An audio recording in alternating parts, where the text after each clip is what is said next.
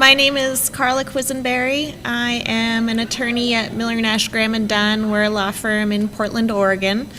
And I am primarily a patent attorney. So that means that I started my career as an engineer. I was a bioengineer. And I, for some foolish reason, decided to go to law school. And went ahead and started as a patent attorney. So as a patent attorney, I am the person who writes the patent application and does the back and forth between the U.S. Patent Office and the inventor. So what I'm presenting to you today is intellectual property law for entrepreneurs, which I really hope all of you are. But it's also not just applicable to entrepreneurs. The information here is just important for you to have in your business life so you're not using these terms incorrectly and coming off as a little foolish. So this is a continuing education credit class, and as part of that, they're requiring, I had to put a quiz on at the end of this session. I promise you'll pass the quiz, but there is a quiz at the end of the session. I promise you'll pass. So why is this important? Why are you here? It's very important for new businesses to recognize your IP assets and then take steps necessary to protect that IP. But you can't protect what you don't know you own. And you need to formulate at the very beginning an intentional strategy of how you plan to go about protecting your IP. And a starting point of that is just getting a basic understanding of what intellectual property is. What are trademarks, copyrights, patents, and trade secrets? So that you are positioned to understand and recognize them, most importantly, and know that you have something to protect. So in this first part, I'm going to give you a short overview of the different types of IP, what they cover, how long that coverage lasts, and how you get that coverage. So trademark, I think we're all familiar with seeing them. That's a word or a symbol that is used to identify the source of the goods. It's automatic. Common law rights are automatic, but trademark registration has its advantages, and I'll talk about more of that later. And then trademark rights last as long as the trademark is used in commerce. Patents, which you're probably most familiar with, being engineers, they protect new and useful ideas. You have to apply to the U.S. Patent Office to get coverage, and of all of the intellectual property options, it is the most expensive and difficult to acquire, and it generally lasts about 20 years. Copyrights, they cover works of authorship, and we've all read books and poetry and seen movies, but it also covers software and website content. Copyright coverage is also automatic, but there is also this benefit of registering that right with the U.S. Copyright Office. Copyright lasts for about the life of the author plus 70 years, 95 years from publication, or 120 years from creation. It sort of depends on who owns the right, if it's a company, an individual. And then trade secret, which is kind of my personal favorite. I think it's kind of a cool intellectual property option. It protects commercially valuable confidential information. There's no registration required because it's a secret, but as part of that, you have to take what's called reasonable steps to maintain that secrecy, and we'll talk more about what reasonable steps are. And it lasts for as long as it's kept a secret. So now we'll get into sort of more the nitty-gritty of each of these topics. So a trademark identifies which person or company is the source or origin of goods or services that you're buying. And the sort of logic behind it is you want to get product recognition for whatever you're selling, whether it's goods or services, and you want to build up your goodwill. A lot of times, There are various companies that are sponsoring this SWE conference. They're building up that goodwill in their name, and they want to retain that goodwill, so they don't want someone else calling their company Boeing, because they've built up all this goodwill in Boeing of like, we are promoting women engineers, and they don't want someone sliding in and taking in that goodwill. There's also an aspect of consumer protection. Again, sort of running with the example of Boeing, known for the quality of their manufacturing. They don't want some sort of low-quality manufacturer coming in with a similar name and confusing people and thinking, oh, this is a poorly made product. What is Boeing thinking? They don't want that sort of consumer confusion. Trademarks can take a variety of forms. So you know, Gap is a familiar one, the BMW symbol, Citibank symbol, a McDonald's logo again. It doesn't require words, it can just be the symbol itself. But it also includes a color. So I think a lot of us recognize that color. Yeah, go ahead. So you said how long do these last? For as long as they're used in commerce. Yeah. There's no time limit. So I think we all recognize that color, and we recognize that color because it's gained consumer recognition. It's Tiffany's. Yay. But trademarks can also be a sound, or even a scent. Play-Doh recently got a trademark for the Play-Doh scent, which I thought was kind of cool.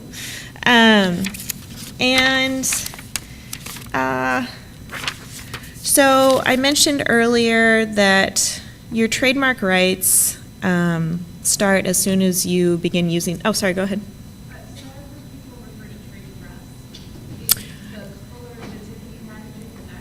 That would be trade dress, yeah. Yeah, so you can register both trade dress and trademark.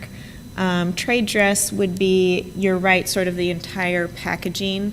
I think even McDonald's may have trade dress rights in sort of the layout and feel of their restaurants. That's a trade dress, but that also is the same sort of rights as trademark. So you're right, mark is mark, and then dress is the sort of everything surrounding. You can get rights, what are called common law rights, immediately upon use of your trademark. Common law rights are limited, though, to the area that you're selling your goods or services. So it won't help you if you're selling in Oregon and someone in Minnesota is using the same mark. You can do straight state registration, and that's useful, again, if you're just sort of limited, you've decided I'm only selling my goods or services within my own state, I'm not really concerned about everywhere else. It puts everyone else in your state on notice that you have this state registration because they can look it up in a database, and it's pretty easy to get. There are advantages, though, for going for federal registration. And so one of the requirements for federal registration is that you're selling it in more than one state. So you're selling it in Oregon and Nevada, that kind of thing. Once you're selling it in more than one state, you can register it, and then once you get that registration, you get national protection. So it doesn't matter that you've never sold your product or advertised your product in Arizona, you still have trademark protection in Arizona. Not only that, but anyone in Arizona who thinks, I want to use this trademark, I'm going to look up and see if anyone else is using it, your registration will pop up on the trademark office's database. Yeah. How does that work for common law rights for e-commerce? If you are selling in multiple states or more online? Yeah, I think that the courts have recognized common law rights. But you have to show, you'd have to go back and prove, like, yes, someone in this state has been buying my goods through the website. So the advantages of having a registration would be that you wouldn't have to prove that. So it's a more advantageous if you're in need to enforce your mark. And Even better than that, you hopefully wouldn't even get to that point where you'd need to enforce your mark because your mark is in this database, and anyone who's truly a business person would look to this database first and see if anyone has used that same mark, and yours would pop up. You also get to use the circle R. Again, when you go to enforce the mark, if you have that registration, the courts will presume that registration to be valid, your trademark to be valid, whereas if you have a common law mark, you have to prove, I've used it in these areas, people know about me, trust me, that kind of thing. And then also if you have a federally registered mark, you can stop importers from importing goods with infringing marks, yeah. How does it work with different industries or different products? Yeah, I will go to that. So that's that next step is, well, now I want to pick a mark. So how do I do that? And first, I'll go to the step of picking a mark, and then we'll talk about clearance. So first, when you're picking a mark, we have a spectrum of marks here, going from strong to weak, and I'll start with strong. The strongest type of mark is what's called a fanciful mark. That's something that you've made up. It doesn't mean anything. It's Google. It's JAMA. What's a JAMA? I don't know. And those are the strongest type of marks. And then the next type of very strong mark is what's called an arbitrary mark. Apples have nothing to do with computers. That's arbitrary, that connection right there. So trademark attorneys love fanciful and arbitrary marks. Marketing people do not love fanciful and arbitrary marks, because marketing people are all like, we want to tell them exactly what we're doing. So they tend to shift more towards the suggestive and descriptive and even generic marks. So when I say suggestive, the name like Evernote, like I'm not exactly sure what they're doing, but I'm pretty sure they're like keeping my notes, So that's what we mean by suggestive. Descriptive is just kind of flat out saying what you're doing. You're making business machines. That's what you're doing. You're making business machines. And then generic is something that the trademark office will never register, which is saying I'm selling corn chips and I'm calling my corn chips corn chips. The idea behind that is the trademark office is never going to register that because they don't want to stop other people from using the term corn chips to describe their product, which is corn chips. That's also the logic with the trademark office doesn't want to stop people from using descriptive terms to identify their products. They don't want to stop other people from using the term business machines. What happens though is if a company picks a descriptive mark like International Business Machines Corporation, so exciting, is they've been using that for a really long time. So they've been using that for so long that we all recognize it as a trademark. And you can prove that there's a standard 5 years of use if you're using a descriptive mark. But I would recommend, and your trademark attorneys will recommend, that you go towards the stronger side of the spectrum. You go to, if you can, the fanciful, arbitrary, suggestive scope. But, oh, sorry, go ahead. I don't know if Pampers is trademarked. I'm sure it is. Yeah, so does Pampers come from the trademark that we're calling diapers Pampers, or? So what you're referring to is sort of generic sizing. So she asked about Pampers. So where did the term Pampers come from? I don't know where Pampers thought of their name. But we all now associate it with that's a brand of diapers.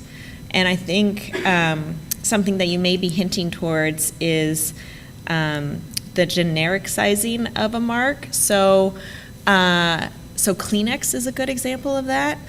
Kleenex is just so ubiquitous for facial tissue that we say Kleenex, even though we mean another brand of facial tissue. We say Google when we really mean search engine, and companies really fight against that. So Google, when they're using their trademark appropriately, Google, the company, will say Google search engine, or they'll say Pampers diapers.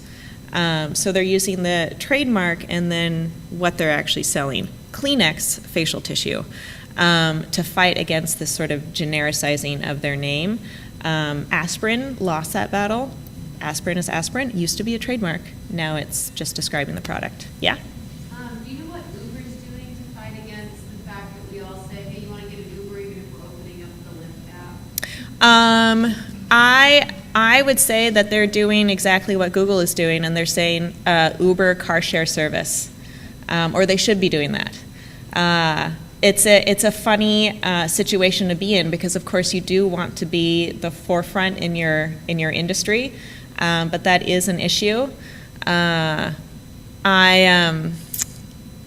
think as a trademark attorney, it's kind of silly. I catch myself doing that same mistake, but it's Uber car share service, Lyft car share service. I personally switched to Lyft after all that rigmarole, but so I try to be more conscientious about using Lyft. And then back to your question, I think, about, well, what about the goods and services that you're offering? Does that matter? And it does matter. So say you want to use the mark JAMA so let's use this example, Jamba Juice. Jamba and Jama, kind of similar, so you're thinking, oh, well, they might conflict with one another because that's two kind of similar terms. They're in totally different industries.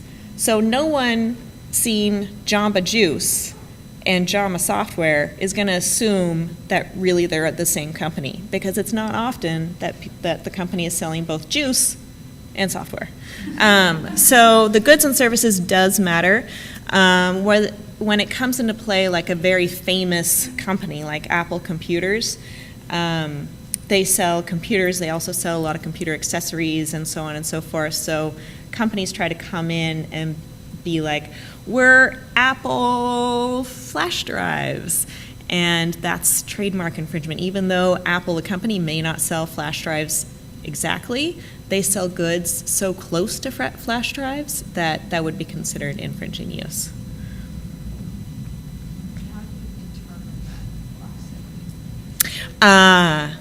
You hire me. Yeah. That's, so your trademark is such an important part of your business. It really, it's a bummer when you're in those first stages of forming your business and you have someone telling you need to spend money. This is an area that you need to spend money on. You need to upfront secure the rights in your name, because it's going to be so horrible 3 years down the line when you've invested time and money in marketing your name, and then all of a sudden you realize there's someone out there who's using it 10 years before you, and you get a cease and desist letter, and you're just like, it costs a little bit of money up front, but it could cost you a whole lot more money down the road. So we were talking about trademark infringement. These are just a couple of examples. McDonald's, using the same symbol. The McDonald's mark is so famous, even though it's not the exact same mark, they're close enough that it's infringing, regardless of the goods and services. The In-N-Out example is kind of funny. It's kind of clever, but it's also, totally trademark infringement. So In-N-Out burgers, people know about it. A company tried to do In-N-Out cleaners, did a clever little doodad with the hanger. They also received a cease and desist letter from In-N-Out Burgers saying, I don't think you're coming into this with good intentions. I don't think you came up with this on your own. I think you looked at our trademark and are trying to build on our goodwill. So with cases like that, courts will look at the similarity of marks. They'll look at the similarity of goods and services, as we discussed. They'll also look to the defendant's intent, which I think is pretty clear in both of those examples. They know that In-N-Out Burger's out there, they know that McDonald's is out there, and they want to take that goodwill of those companies, take those consumers, and make them kind of think that they're sponsored by that other company. And they'll also look at the strength of the plaintiff's mark. Yeah. Okay. Yeah.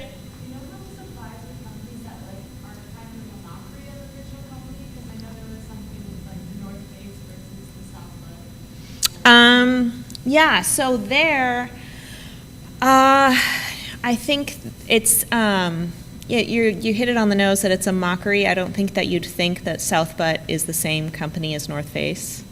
So North Face probably doesn't like it, and they may be able to get them in other ways. For example, if they're copying the similar,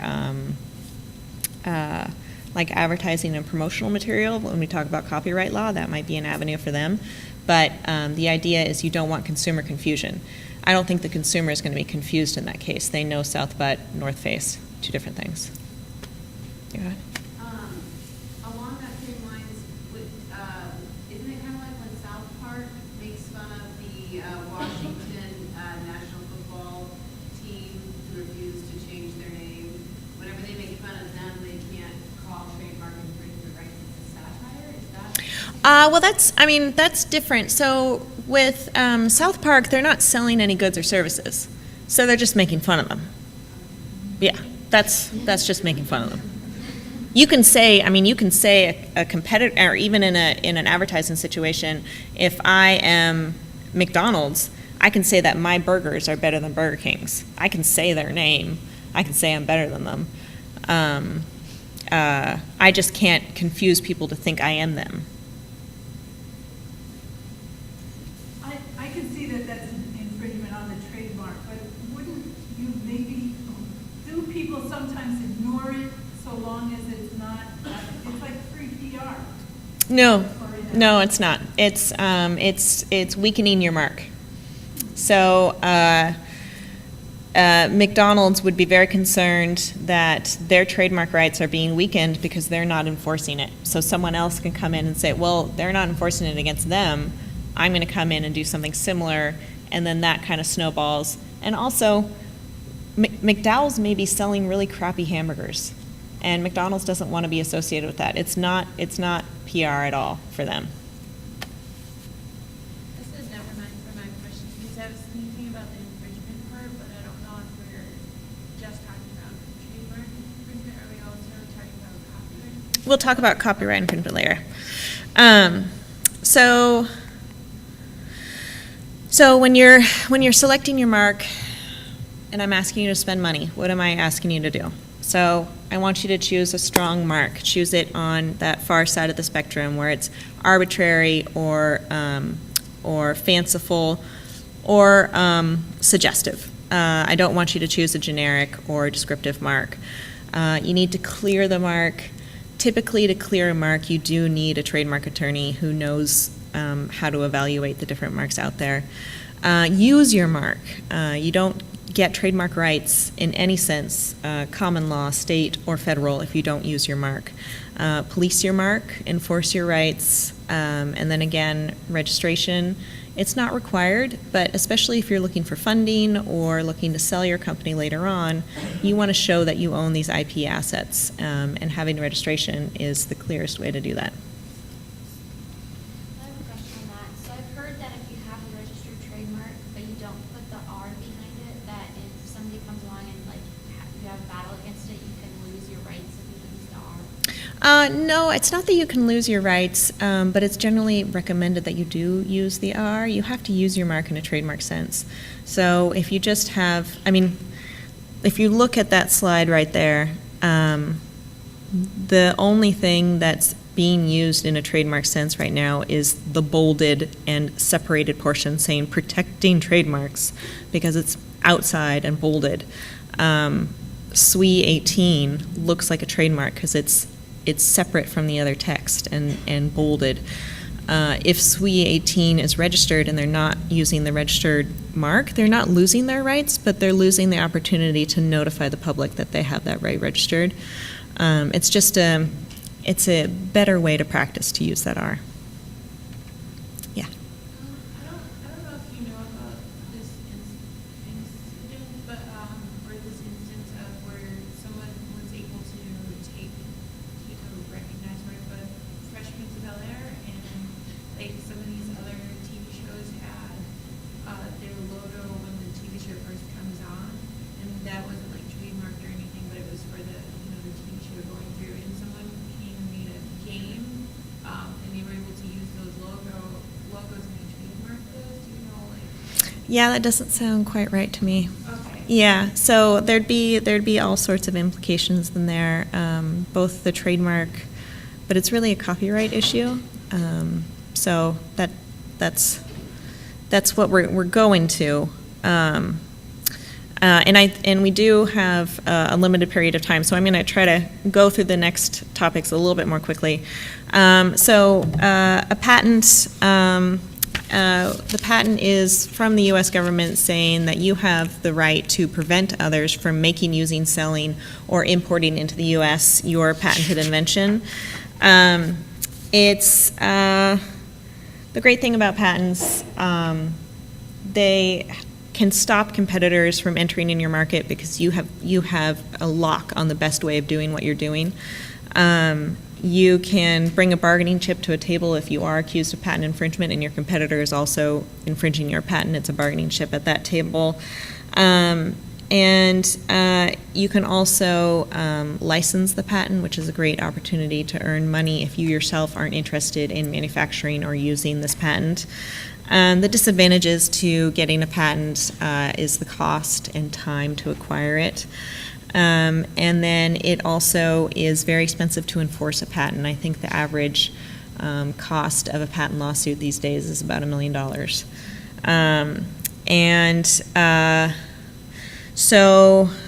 And then it's also limited in its lifetime. So, as I mentioned, 20 years from filing. The requirements for patentability, it has to be new and it has to be non-obvious. When I say new, I mean not described in a single publication like previous patent application or patent. And when I say non-obvious, I mean that it would be not obvious to one of ordinary skill in the art. So it would not be obvious for me to be like, well, this platform is, I like the structure, but it's a little flimsy. What if I made out of steel? Like, it's obvious to make it out of steel because it's stronger material. So your idea has to be non-obvious as well. So what's eligible for utility patents are processes, machines, matters of composition. What's not eligible are laws of nature, abstract ideas,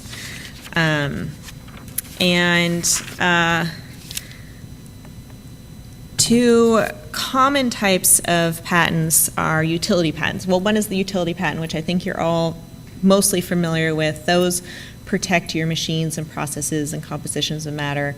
A design patent is something I think most people aren't necessarily familiar with, which I think are kind of cool. So while utility patents cover the functionality, design patents cover the ornamentality of an object. So, for example, you're not going to be able to patent a chair. Chairs have been here. 4 legs, seat, back, we got it. They've been around here for a while. But you could get a design patent on this if it was new. Just the curve of the back, the width, the fact that there's a hole right here, the shape of the legs, that can all be covered by a design patent. And then a great example of this is, Apple covered the iPhone in patents. They have so many utility patents and all this kind of stuff on the iPhone, but they also have a number of design patents on it. And there is this huge lawsuit between Apple and Samsung. I think it's still ongoing. It's been ongoing for like 10 years. There was a lot of utility patents at issue, but there are also design patents. And the utility patents were, for the most part, found not to be infringed. It was the design patent that was found to be infringed. And it resulted in millions of dollars of damages awards. And look at this design patent.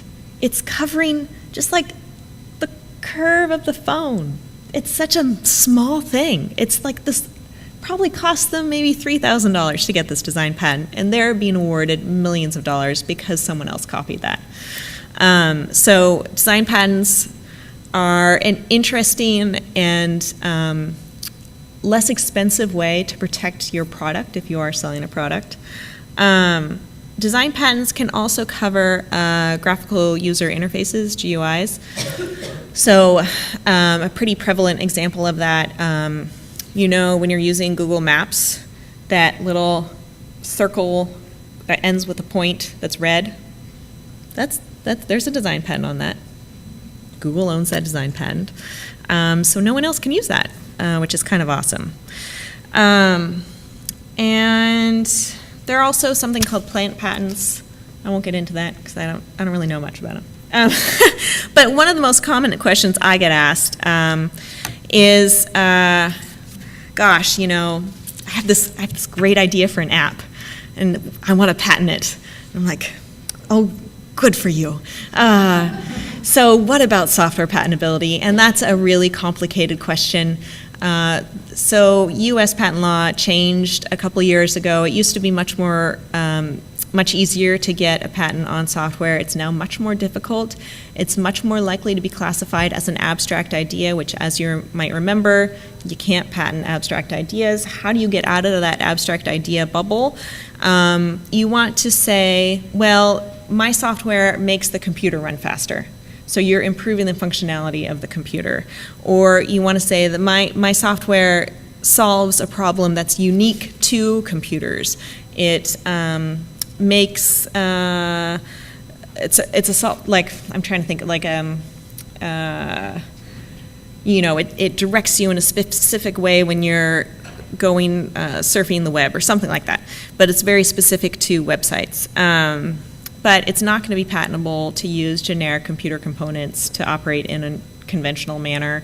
It's not going to be patentable to say, online shopping on the internet, but with a neat organization tool. Well, the organization tool can be done in a person's head, so that doesn't work. You have to add something that improves functionality or solves a technical problem. So just some things to be aware of when you are starting your business and you have this great idea. The U.S. has what's called a one-year bar. So you only have 1 year from the first date of your first publication regarding your idea or first offer for sale of your idea to file that patent application. But this is very unique to the U.S. Pretty much every other country, you lose your rights as soon as you published or as soon as you make that offer for sale. This is especially a problem in the academic environment because you are pushed to publish so much. So that publication can either start a ticking clock in the U.S. or it can cause you to lose your rights in foreign countries. Another thing to be aware of is ownership, inventorship of that idea. So the person who thought of it is conventionally first thought of as the owner. In the company environment, usually if you are starting your own company, you'll have your employees sign what's called employee agreements that include an obligation to assign any and all intellectual property that they think of while employed by you during the course of their work. And then once you file the application, you'll also file an explicit assignment to your company from that employer. This is also something to be cognizant of when you are entering the workforce and say you're working for another company, but you also have your little side project. You want to make sure that your employee agreement only covers what you're working on at your work and does not cover what you're doing on your free time. If you're worried about that, it's best to address it at the start of your new company, whether that's going to an attorney and clarifying that no, my employer does not own this idea, or going to your employer saying, I thought of this, will you assign it back to me? It's much better to do that at the beginning of your business when it's worth nothing than doing it later on when it's worth money. So that's it for patents. Any questions about patents? Yeah. How does it work if you use the phrase patent pending? Do you have to use that? You don't have to use that. It's awesome to use that, though, because someone sees the phrase patent pending because you've filed a patent application. They don't know, like they'd have to go out and research your patent application and see what exactly does that patent application possibly cover. You still don't have any patent rights because your application is pending. Nothing is issued. You don't get any patent rights until your patent issues. But it does put a little uncertainty into the field, puts a little uncertainty into your competitors. Some businesses take advantage of that, and they'll file applications that they know will never get issued, but the deterrent value of having that phrase patent pending on their product is worth it to them. Yeah. We were talking about the software. Mhm. And can you do research or something that could make that, like, where you can show that it's adding functionality? Mhm. Just to support it? Mhm. But where it's not quantitative data, for example, if you speed up the computer, you can kind of show that performance improvement. But where you can't really show that, can you do research where you're surveying people? I think, I mean, if it speeds up if you say that it does, the patent office will believe you. Yeah. So, turning now to copyright. So where as a business you might encounter copyright is in the advertising and marketing materials, but you also encounter it in developing your website or your app or whatever sort of software is associated with your product. Also, copyright comes into play there. Copyright protects works of authorship in a tangible form that are original. And so that includes written works, musical works, dramatic works, sculptures, photos, art, TV, motion pictures, sound recordings, software, code, and graphical user interfaces, websites. It doesn't protect ideas. For that, you go to patents or trade secrets, as we'll talk about later. It doesn't protect facts. Doesn't really protect titles or slogans or short phrases. That's more in trademark law. So when you get a copyright, you get the right to reproduce, create derivative works. A derivative work is something that's based off of the original work, so like a translation of a book from English to Spanish, that's a derivative work, yeah. Would satires count as that? What's that? Satires? Satires, the copyright owner would argue that that's a derivative work. The satirist would say, no, I fall within this exception, which is satire. That gets into, it's complicated, but no, that does not protect against satire. And so we talked about copyright. If I take a picture of you guys right now and post it on the internet, I own the copyright to that picture. I don't need to do anything further. I own it flat out.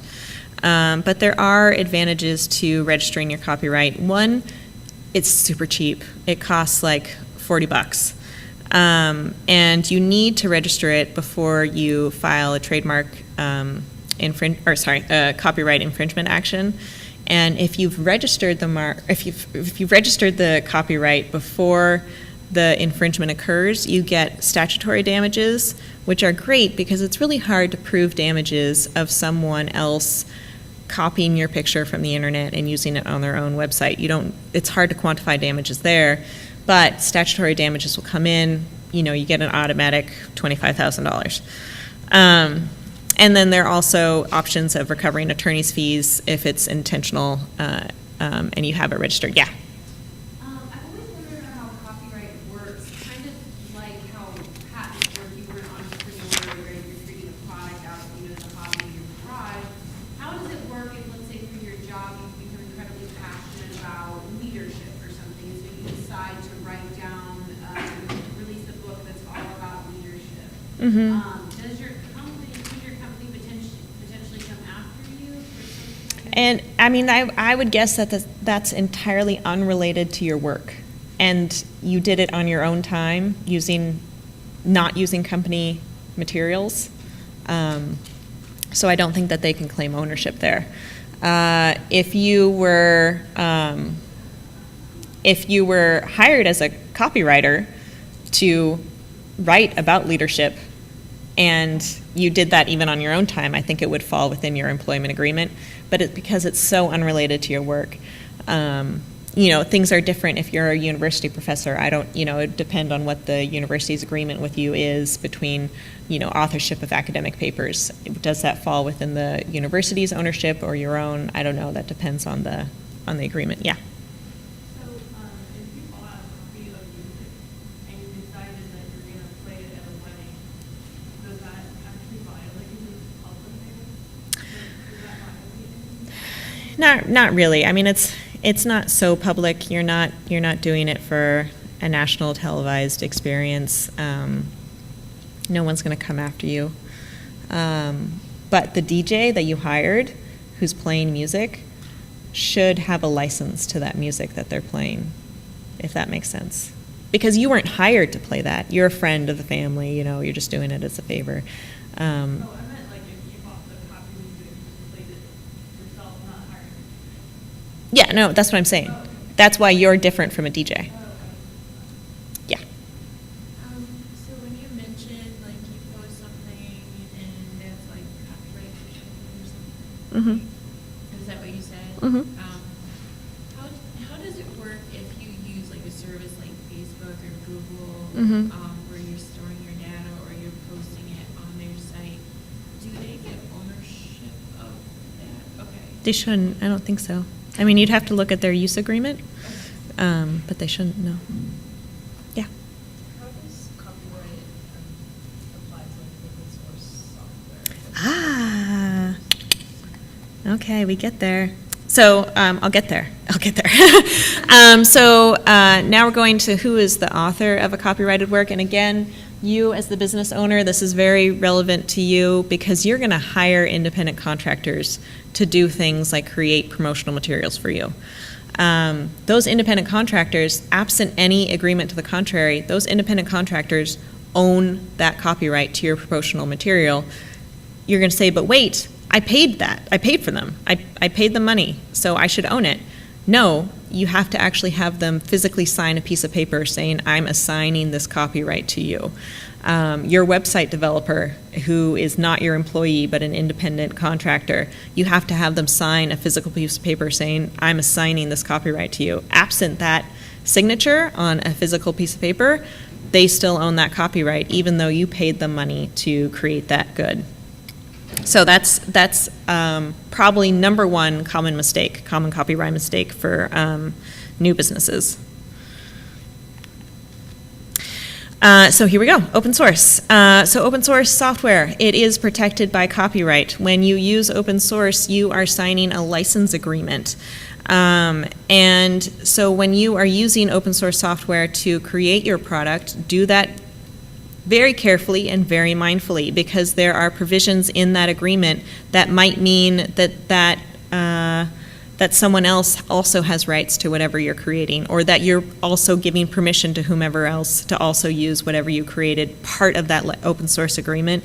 So again, just be very mindful of what you're using.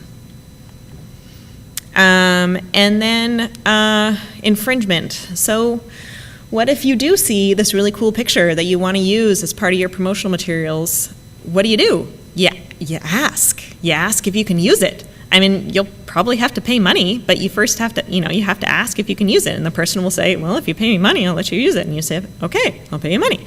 That's called a license, You're not, if you're using it for business purposes, like, more likely than not, it's not going to be fair use. Don't try to get it under fair use. It's going to be it's a very narrow exception. People try to use it all the time, but it's super, super narrow. And then going to the side of enforcement, as I mentioned before, registration of your copyright is required prior to enforcement. If you have your your copyright registered and you see it somewhere on the internet, there is this process called, what's its full name? The Digital Millennial Copyright Act. And basically what that means, that's a takedown procedure. YouTube follows it.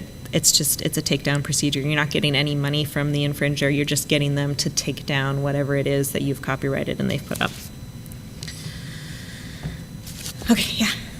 So, when we were talking about trademark infringement, Mm-hmm. how are you determining, like, if it's a song, how are you determining that it's so similar that it's infringement? You know, 'cause you Yeah. can pieces of a song. I know, and I think that you've probably seen lawsuits in the courts. I think there was was it Marvin Gaye and then Robin Thicke? I think that was a recent one. It's really hard. It's really, really hard to say that those exact musical notes, that's the unique aspect, that's an original part of my song that someone else is stealing. It's very difficult to prove. So it usually sides in favor of the new, like, they're usually rejected as being. I wouldn't say usually. I would just say that it's a very difficult thing to prove one way or the other. It's a whole different story, if someone's just taking your entire song and copying it. But it's very difficult to prove that someone is creating what we call derivative work. So not exactly the same work, but kind of like it. It's a rare case that happens, and I bet you those both parties spent a lot of money on attorneys arguing both ways. So moving now to trade secrets, I don't think a lot of people are very familiar with trade secrets. There's 3 requirements for a trade secret. It has to be a secret. Surprise! So that means that you're not telling it to anyone outside the company, and it's not readily ascertainable. When I say readily ascertainable, meaning if you're making a product and you can take apart the product and see how it works, that's not going to be protectable by trade secret. It has commercial value because it's secret, and you take reasonable steps to keep it a secret. Again, we'll go over the reasonable steps later.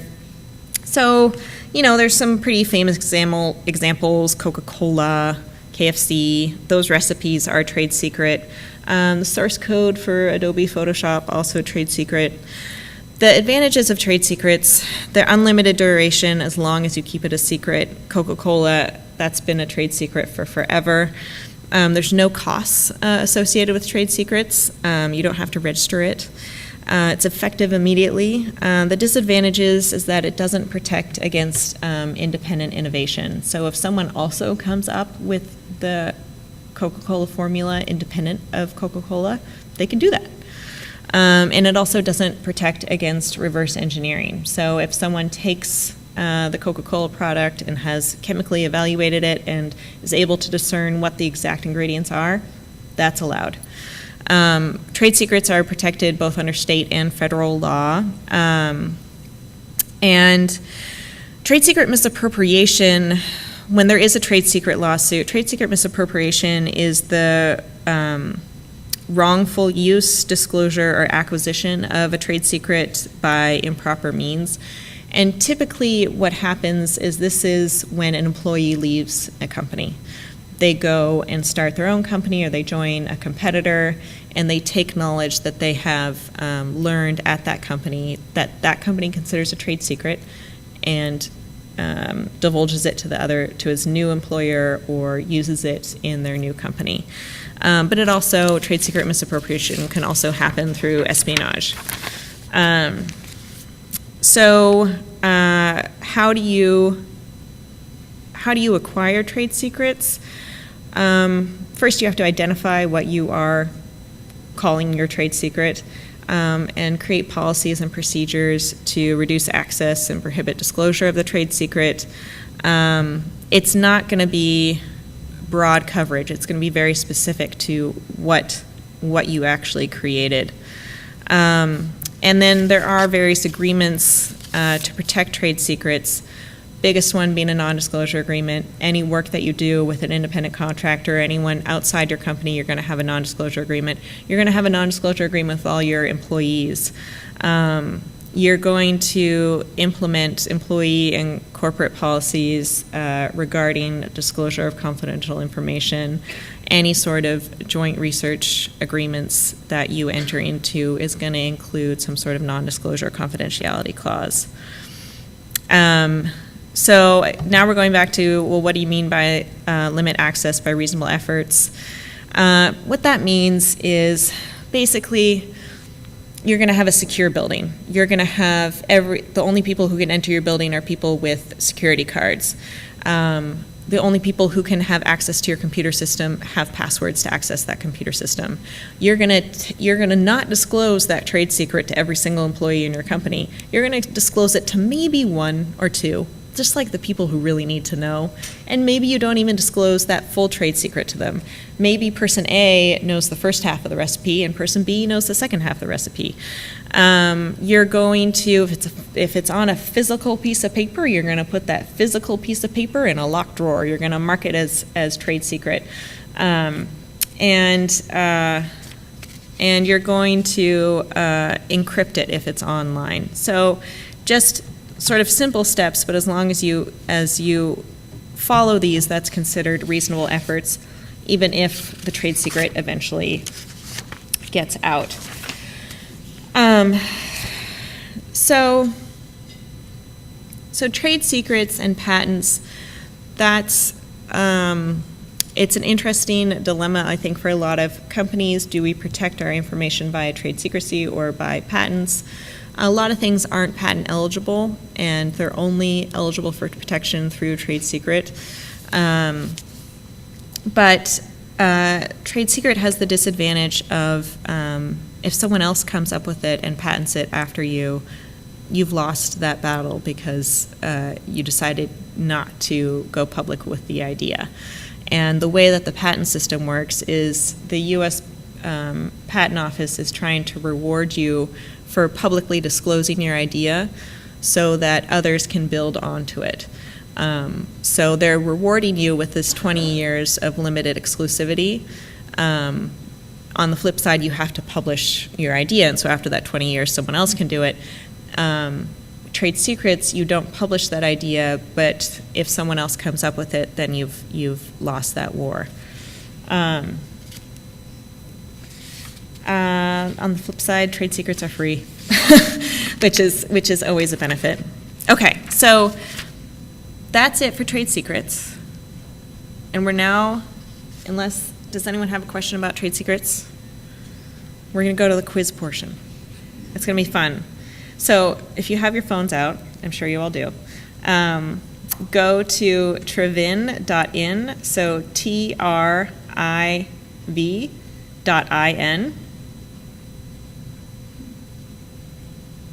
And I think it should ask you to enter your name, and then it should prompt you for a quiz code. Oh yeah, TRIV.IN.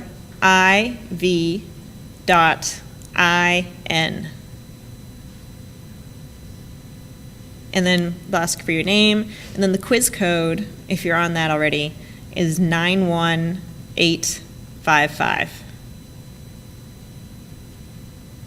I've never done this, but bear with me. It was a requirement of doing this. So 91855. Okay, so we're going to start the quiz. Okay. And you should see something that looks like this.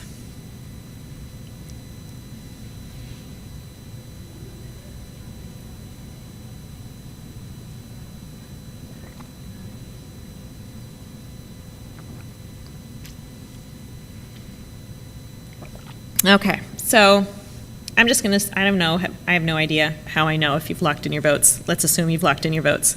So let's go through this. So this is for you to sort of get an idea of how a single product can be covered in numerous aspects of IP law.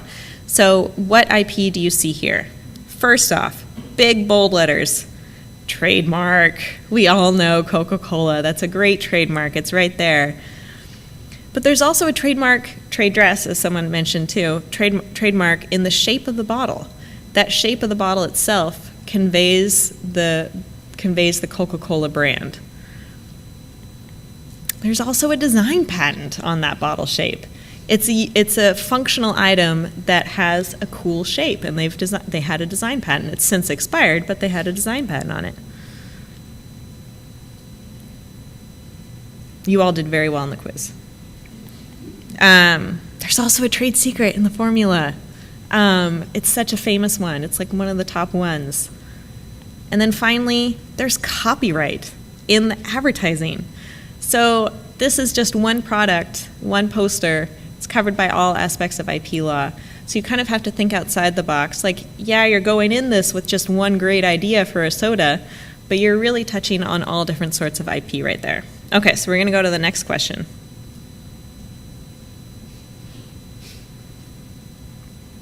This is the last one.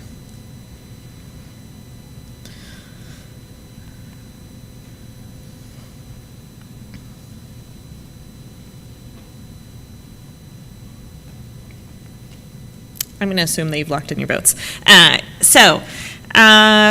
What sort of IP do we see here? Trademark, VW, great symbol. We all recognize it. We all know it. There's also a utility patent for, the design of the steering wheel. There's all sorts of utility patents in here. There's a design patent on the shape of the car. How cool is that? I love design patents. I think they're awesome. And then there's software under that hood. That has copyright in there. And I think that's it. Yes, that's it. So hopefully now that you've been with me for almost an entire hour, and God bless you, you should be able to differentiate between the 4 types of IP and at least approach the conversation with a little bit of foreknowledge. And